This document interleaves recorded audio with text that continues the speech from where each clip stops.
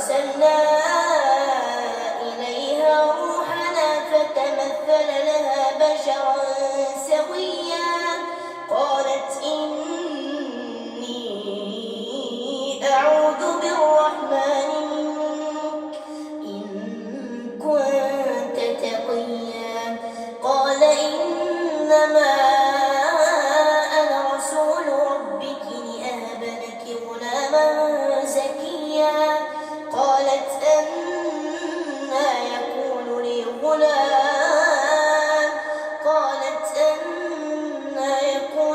غلام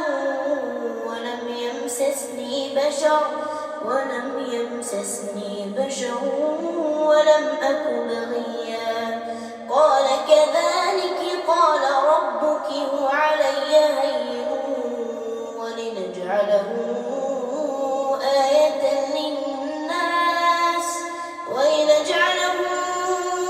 آية للناس ورحمة منا وكان